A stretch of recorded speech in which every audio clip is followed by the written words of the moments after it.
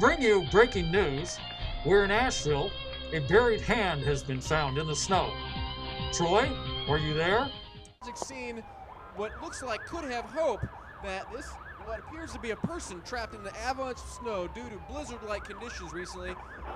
Locals we have interviewed have said 13 inches of snow have come in with winds and drifting, and this appears to be one of the ice-like caverns that have been created that might have trapped indeed some person, but they might be alive inside the snow. Right now, the person is apparently alive inside the ice cavern. Folks, we're here live in Asheville, North Carolina, where recent blizzard conditions have piled up snow so much to trap what appears to be a person, and there is what looks like a wooden tube on the side, and that could be perhaps the reason why this person is staying alive, that they're breathing through this tube to save them.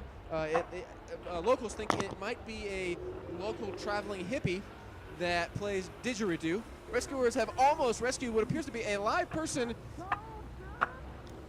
Is talking. We have now on scene, we have the correspondent on satellite from DC about emergency hazardous investigations and their environments and how one might survive the environment. Are you there, Dr. K2? K2, do you hear me?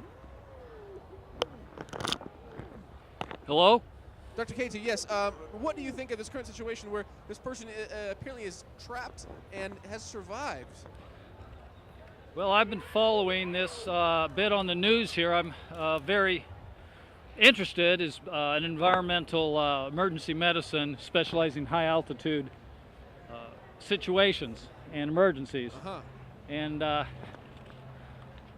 so this is a fascinating case to see whether someone can survive this long or not.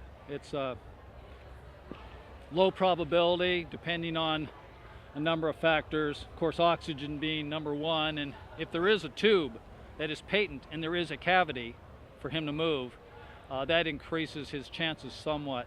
The length of time is what I have most of my concern about. And how long do you think it has been that he has been in there, indeed?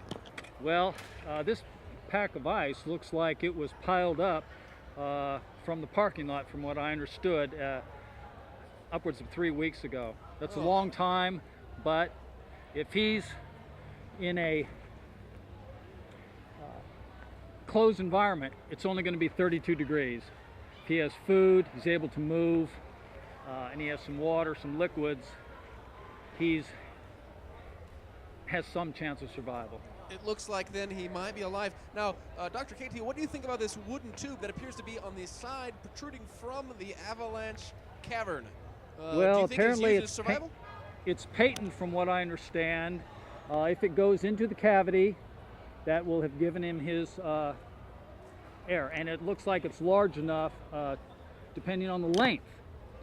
The length and the diameter is directly proportional to the volume of the lung. If it's half his volume of the lung, then he can move half his lung capacity through that tube. If it's twice the volume of the lung, he won't move any fresh air. So you're saying indeed he could be alive by breathing through this tube that was his didgeridoo. Thank you so much, Dr. K2, for You're welcome very appearing much, and I'm on my way. We've reached gold, folks. He is alive. It's no puppy, but we've saved someone. Goes free and appears to be groaning alive and well. Rescuers are almost pulling him out of this ice flow.